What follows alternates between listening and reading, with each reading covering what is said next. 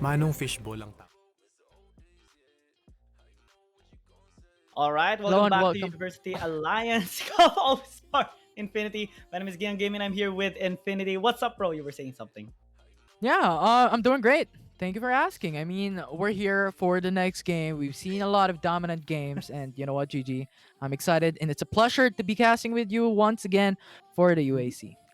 Yes, of course. And we're gonna be watching the game of PLM Haribons versus Fate College's Brave Hearts, and this, of course, best of one series in Division A. So far, in terms of score, Haribon secured already a point yesterday when they actually battled against LG Gaia. Uh, Bravehearts though, they still have yet to secure their points, so maybe this time they can do it against Haribon. It's gonna be a bit of trouble though, since Haribons are kind of on fire right now since last week. Yeah, I mean, we saw a while ago, right? The standings, the players of Harry Bonds have been very dominant. And now I'm looking at Fate Colleges. How can they bring down Harry Bonds, a dominant team in the UAC? Can they bring them down? Is the question. But so far, we're now jumping into the draft. You have Camille and Galio banned away immediately. A very respectable band coming through because Galio, Semi Global Ultimate, a very, very obnoxious support or even mid laner coming into the rift, and Camille can Hmm. lock in into a lot of champions in the backside and assassinate them in a blink of an eye. So banning them away, clever move from both teams. Yeah, will we see Zirak again on his Fiora? Because yesterday he actually used it and he did have a good performance. They kind of focused on pick and engage potential rather than team fight based compositions. They wanted to win the small skirmishes, and that paved the way for them to actually win against LG Gaia last week.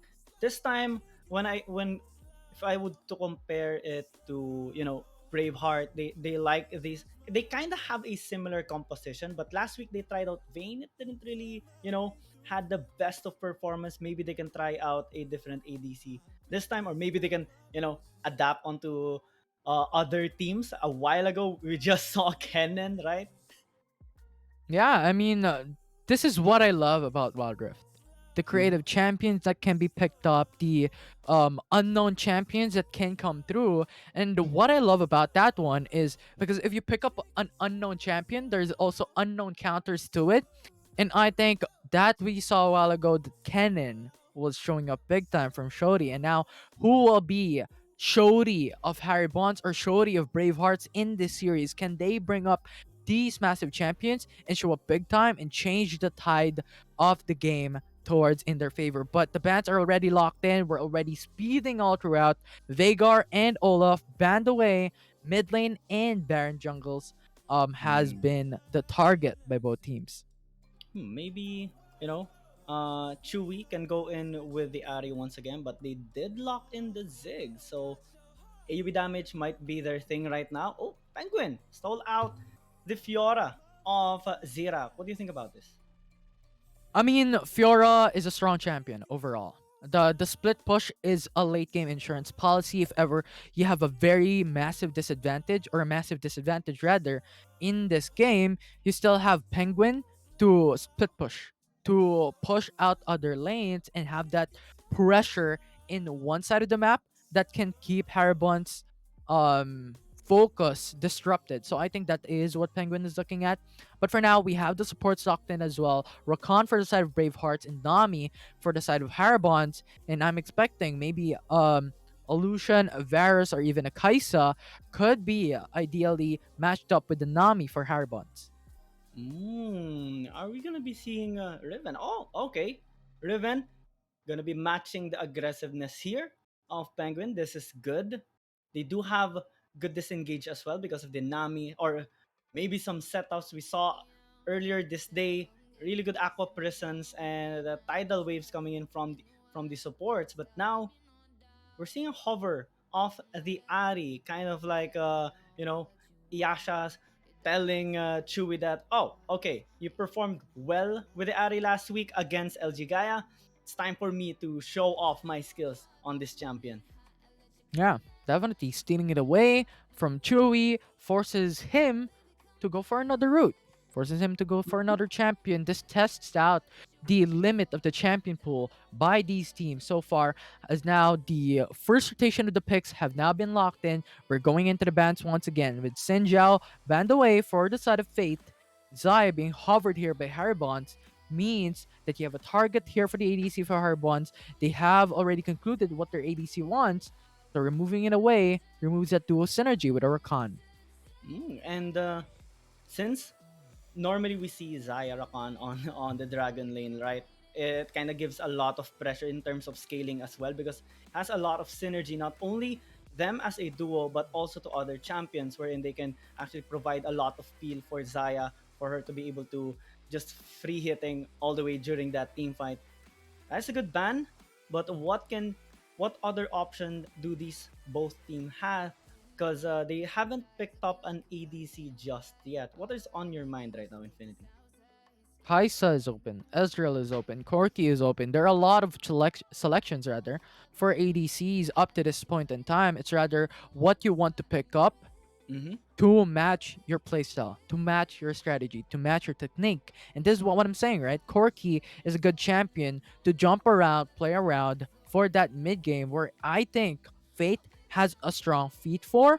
But Ash is something that I'm not expecting for Harbon Esports. If they pick this up, this is going to be an amazing thing to see because how would this play towards their playstyle? Yeah, we have seen some hovers on this champion quite frequently today. However, nobody has locked in it just yet. They're gonna secure the Renekton though for potentially the Baron lane. So this Riven might go into the jungle, or maybe they would like to switch things up. But action is on the table as well. Will they lock it in? The answer is gonna be yes. So revive. I mean, Action is very strong, single targeted specifically. And I think the problem with Action as an ADC, as we keep on looking at not being chosen in the professional scene, is the problem of having the lack of AoE damage for your team and even utility because Action is a selfish guy. You know what? He wants everything for himself because when you're looking at it, he doesn't really have CCs. He has ultimate that is single targeted. He has hook for mobility, Mhm. but the only utility that Action has is his passive for revive. And Yep. that revive doesn't really come close frequently from time and time again in the Rift. So I think that is the reason why. But I believe Action being chosen by Harry Bonds has that consensus of we want to pick off champions. We want that single targeted damage up against Bravehearts to bring them down before those 5v5, before a team fight breaks down. Yeah, and looking at the last pick here on the side of Bravehearts, Pantheon might actually be a good counter to the action because not only can he stop the mobility of Chewie, also he can be able to block some of the projectile thrown by this champion to be able to protect his team because it's going to be kind of like the tankiest member supposedly aside from the Fiora. They're going to be both the front lines here with JE. However, not much you know kunat factor on this lineup of Braver. They're going to be focusing on picks, maybe some split push as well, because they do have secured the Fiora, and some global presence because of Pure. Mm-hmm. And yeah, I believe that could be a potential. That could be an opening. As a pantheon, as a champion, I think what specifically is significant for him is the penetration that is available for his level 5, for his ultimate, especially when you're fighting up against Renekton and Riven, right? So Mm-hmm. fighting these two champions at penetration from his ultimate as a passive is going to be great, is going to be amazing. And when it comes to those mid games and late games, that Starfall can deal a lot of things for him and for his team to change tides in their favor. And now it's going to be Harry Bonds versus Fate Colleges. I'm excited. I don't know what's going to happen, but what I do know that this is going to be a heated battle between both teams. I kind of got shocked a while ago when I saw the pictures because the guy on Haribons was like having this pose, right? I thought it was a different kind of hand gesture. Just a little thing. But the game has started.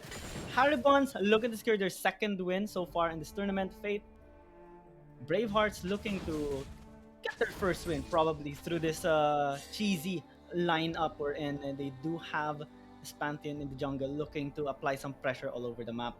Pretty um comparing this both teams, I'm having a thought that PLM Haribons might look to actually be a little bit aggressive in the early game, but they do want to just pile up on team fights. Bravehearts, they want to secure on small skirmishes, side lane control, and maybe some pressure provided here by Pure. What about you? I definitely could see that happen. I mean, both teams have the capability to go aggressive early game, but I think what I'm looking at is level 5, because I believe, you know what, they have that opportunity to do so, but they're not going to do it. They're going to wait patiently for a level 5, for Pantheon to have that Starfold, for that penetration, for PLM. You are waiting for Nami's tidal wave to come up. You're waiting for Creep's ultimate to come up. You're waiting for all these ultimates that are very significant in those team fights and even pickoffs, which I believe is going to be the main target that we need to look at for later on. Mm, actually, yeah, I'm I'm honestly kind of nervous about the composition here of Haribons because they have to rely on so much damage or like a projectiles being thrown and actually hitting before Creep and Zrak goes in. Maybe they can go in and then Ursu and Chewie provide all that damage to follow up. However, Braveheart can actually stop them from doing so because of the amount of crowd control that they have. They also have the Rakan, one of the, you know, quickness into the grand entrance, charm everybody up, and then everyone just piles on their damage. It kind of creates a problem on the draft that Haribons have made, but I'm not so sure because it kind of boils down onto the execution, timing, and whatnot. Mm-hmm. Yeah, really depends. Really depends. But for now, everyone's relatively quiet. Bonds, this is what we're expecting a while ago. This is what I stated a while ago, that they're all going to be waiting for level 5. They're not going for that aggressive push. They're not going for that aggressive take. But now with those ultimates running, they can now have that potential to deal off massive amounts of damage, especially for Corki, that this is his power spike. This is their main source of damage. So having that missile barrage already ready, there's now an opening for them to make some ganks, make some plays for Bravehearts and even for Haribons as well. Yeah, especially that the Ocean Dragon is about to spawn the next minute. Definitely we're gonna be seeing a team fight here, but there's a good chance actually. Whoa, Chewie actually engaging, pops out the ulti, secures the first blood, and actually punishes Coco Bop for not having his support ready to assist him during that small window. It's difficult to 1v1 up against Action. Mhm. It's difficult. Action's skill kit is literally damage, damage, damage, mobility, damage. Right? So you cannot fight him 1v1. That is the worst thing that you can do and not the most ideal thing. But for now, it's a first blood for Haribons. Not the most advantage, but this is where it's at. Oh, team fight breaking out already. However, it's gonna be Haribon securing some front lines as of the moment. The difficulty of not having a tank is definitely negatively affecting Bravehearts at the moment. Losing Pure and potentially losing this Rift Herald onto Haribon. They will. They will lose it. Except if they go for Pantheon's ultimate, which is currently non-existent. So Mhm. Haribons will get the Rift Herald. They have that early lead. They can get that Tower First Blood. And so far, they're really going through and through when it comes to their gold advantage. They don't want to leave it open for Bravehearts to come back. Because if they do, it's Corki going to be a hell of a lot difficult for them to make it. Yeah, and another team fight breaks out. This time, Bravehearts looking to actually be the ones to be aggressive, but Pure dies once again. Creep is just being a monster right now, chasing this Ares, securing this double kill. That's 3 members down already on the side of Bravehearts. Might actually be 4 as Jay is trying to back away, will be able to disengage, but at the end of that fight, Haribons secure yet another objective, this time an Ocean Dragon. 2 for 2 objectives. Clever move, and now Haribons is starting for that mid lane turret. They want that gold. They want that advantage. Pantheon. Oh, actually being too aggressive. I think having two deaths already should be a sign that maybe shouldn't be that much piling on to the members of Haravan, especially with the amount of damage that they can deal. Yeah, definitely. I think they have to be ready on those aggressive movements from Haribont.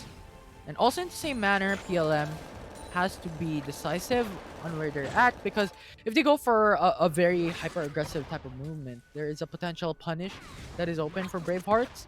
With Rakan and Pantheon there, the stunts are pushing through. The knockups is going to be ready. And that is exactly what Haribont needs to avoid. And so far, they're doing it perfectly. 5-1 is the kill standing. There's already 2k gold lead for Haribont. They're now set and ready for this mid game, because Action already with the BRK, Archangel staff already for Ziggs. And this is actually very interesting, because traditionally what happens with Ziggs is Ludens and then Rabadon's death cap. But I think the reason for this is Ziggs wants to spam out the skill, and having that extra mana is going to give him a bit more to Yeah. waste. Right now, Bravehearts being courageous, engaging onto the top lane, but Creep and Zrak are gonna be able to back away successfully without even breaking a sweat. Being able to spawn the Rift Herald into the mid lane, tidal wave, now to just zone them out. However, Creep is being too aggressive. Probably is gonna be able to back away. Ignite is sticking onto Jay. It's not going to die, but they did lose that mid tier 1. And that is what they're all after. They're Towers. going for the bot lane push. They're just waiting for Ziggs. Just can be easily pushed. So I think that is what they want. Not necessarily the tier 2 turret mid lane. Because what they could do is just get the map control and right quadrant jungle for Braveheart. And it's pretty much over for Pantheon in free farming. And it's more difficult for them to freely roam into their own side. So I think what Harbon is doing right now is pushing them back on the corner. You cannot go anywhere. We're gonna control this game, and we're doing it right now. You need to find a way to go over how Harbon wants to do it. Mm-hmm.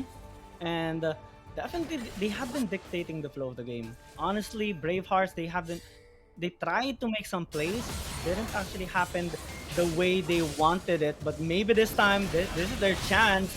Chewy trying to back away, managed to do so successfully, even gets a kill onto Iyasha. Now Haribon stepping onto the gas. Creep, falling back. Chewy with the ultimate, but I think that's going to be dodged, especially with the help of his teammates, but they're not done just yet. Teamfight is still continuing. Poco Bop backing away successfully, but Chewy is camouflaged, looking to actually secure that kill onto Pure. And now looking for the double, actually secures it as well. Can he secure the triple? The Rakan has no damage, has no health anymore, and that triple kill will be secured. 1v1, man. You already have BRK and Witsend. So you have the magic resist, you have the extra damage, and this is what I'm saying. The damage from Action is phenomenal, especially going in for single targeted damage. It's going to be devastating. And we're looking at the replay right now as Action just jumps in, he gets that 1v3 up and running.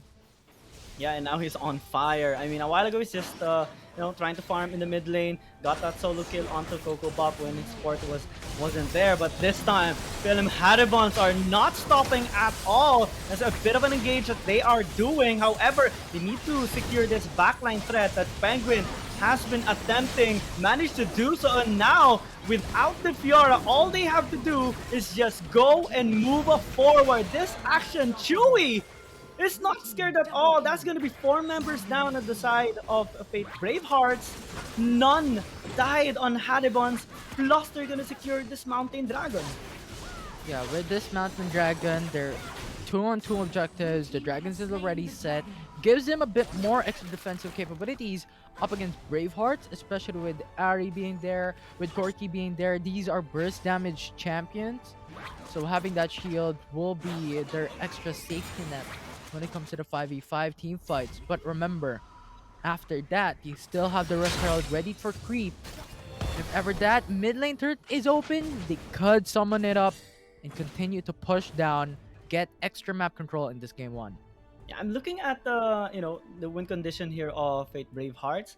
I don't think that they have been following it because they're trying to contest or charge head down to PLM Harimon's 5v5, wherein they're really good at small skirmishes, securing one kill at a time, especially with their huge pick potential. How do you think they should adapt this? Should they still keep going? Would they have a miracle play, or maybe just slow the tempo off? I mean, it's very difficult.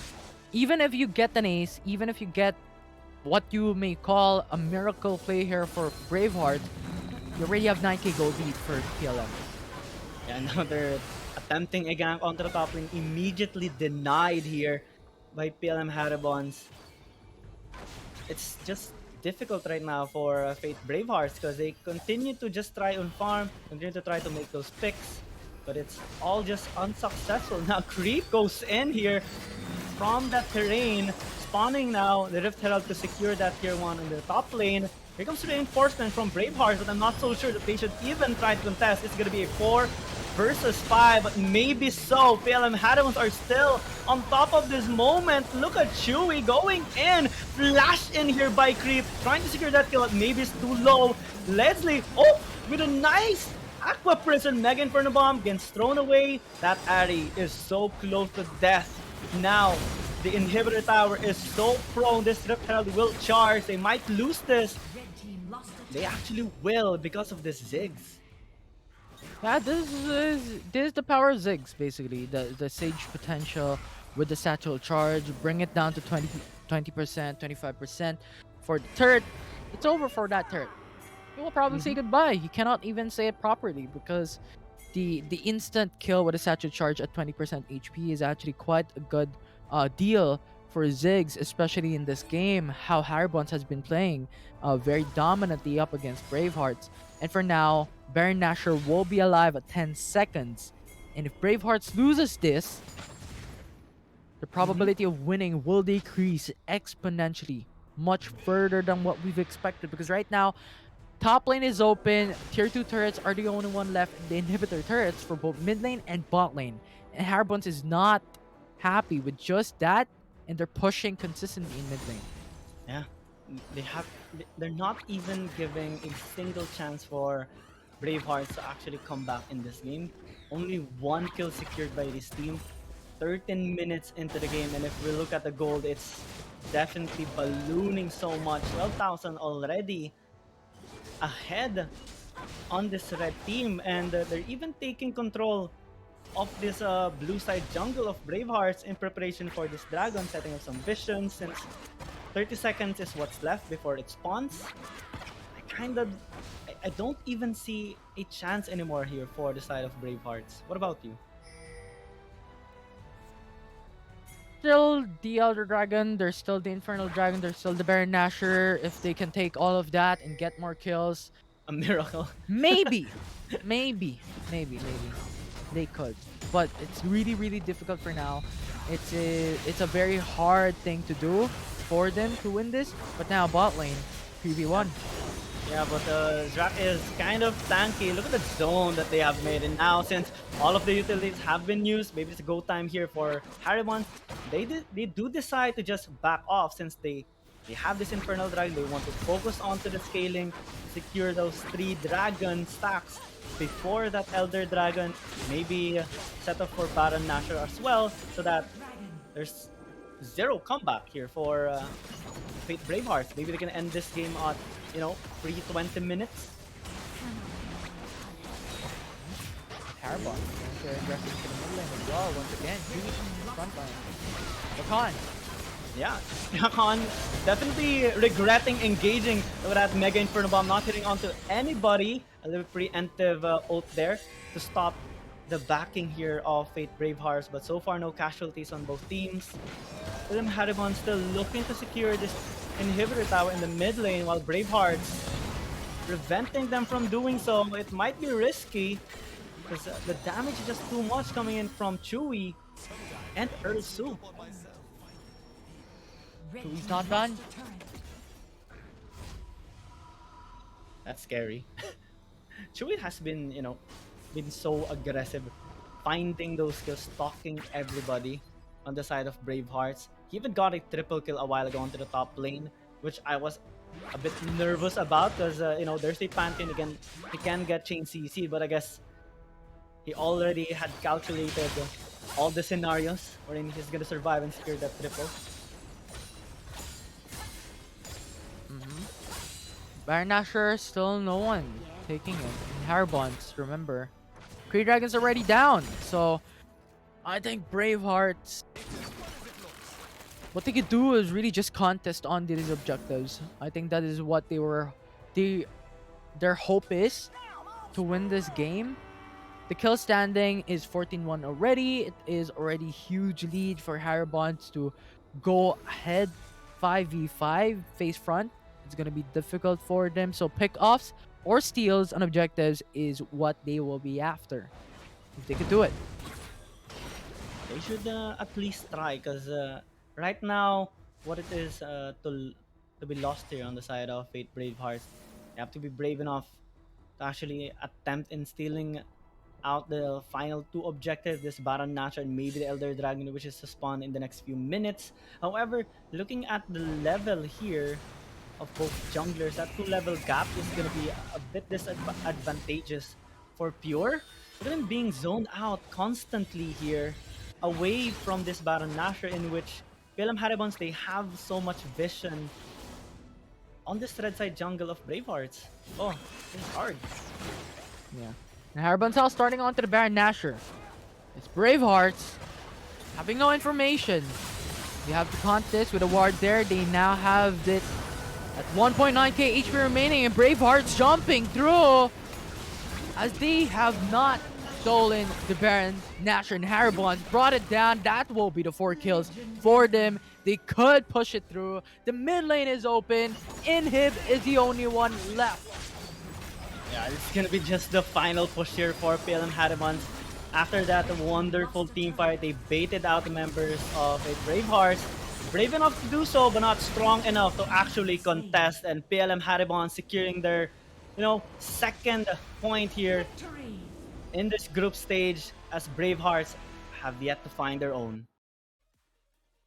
What a game. What a series from Haribons. They've shown off their dominance from last week. They've brought it here, and now it's 2-0 in favor of them. And huge shoutouts to Pamantasan ng Lungsod ng Maynila. Their Wildrift team is an absolute beast in the making here in the collegiate scene. And so far, going back into that game, it's Haribons slowly but surely having that methodical type of setup. Like, they've taken 3 dragons. And not just that, I think they've already secured, 2 Rift Heralds a while ago as well. So, I think at that point, they have already that massive advantage in this game. Yeah, they actually almost completed a perfect win if they only didn't lose a tower and a single kill. That was how dominating they are. PLM Haribon stomping on Fate Bravehearts. Definitely Chewy has been popping off on this action. Wasn't scared at all to, engage onto everybody, even if there are 3, 4 people right in front of him, and without creep being on his side. He's just that much confident, ready to go in. Look at that, into the tower. He goes in, always. Mm-hmm. Yeah, it's flawless, right? Ziggs with the satchel charge. But what are you looking at here, Gang Gaming? What do you see on that game? How did Haribons become so dominant, and how did they win it 10-1? Only 1 kill for Bravehearts. I think it boils down onto from the laning phase itself. We saw Chewy actually not being pressured that much in the mid lane against Coco Bop and Jay. And whenever actually PLM Haribons find an opportunity wherein Fate Bravehearts are kind of out of position or maybe not ready for a team fight, that's when they go. And one of the problems that Fate Bravehearts actually did was try to go for 5v5 team fight instead of scenarios wherein they have numbers advantage, because all of their ganks a while ago were always denied. Such good rotation coming from PLM Haribons all the way. What about you? Yeah, I mean, we talked about this a while ago already, right? Like, Ashan single target damage, absolutely phenomenal. He got the early game, which meant that that damage is going to be increased. BRK Wits End already secured, and having that Ziggs as well, the sieging potential is going to be phenomenal. But right now, as you've seen, that is the AcadArena University Alliance Cup. Check out acadarena.com/scholarships for a chance to be hashtag AcadArena Scholar. It has recently launched its new cycle of scholarships that are open to all students, gamers. If you have siblings, cousins, or friends who are in senior high school and college, they could apply for scholarship grants. Yes, and if you want to bring esports to your school, the AcadArena Alliance program is here for you. Alliance member clubs get access on our exclusive tournament mentorship event support and of course the Globe Esports Merit Scholarship. Learn how to join the Alliance today at acadarena.com/alliance. And that has been the game of this the interesting game actually, quite a dominating game of Film Harabins versus Bravehearts. We're gonna be seeing next up Sage Tempest versus Leviathans, but before that we're gonna be going on to a short break. But when we come back, oh, everything's gonna be. I just heard my conscience saying that everything's gonna be jam packed. Tuloy-tuloy tayo ngayon. Infinity, are you excited for this? Because Sage Tempest yesterday, uh, they didn't really get a win against Cerberus Ultimate. We're in for Leviathans. I mean, they have been Titans. In our predictions, I think everyone voted for them winning. Mm-hmm. Yeah, I'm actually excited. I mean, it's Sage Tempest versus Leviathans. We've seen Leviathans actually won their prior games, which I think is actually a really, really great feat. And now I'm expecting them to win once again. However, there's an opportunity for Sage Tempest to bring them down once again. The underdog story is what I am after. Who is going to win it? Who is going to dominate? I'm excited to see what's going to happen for the series.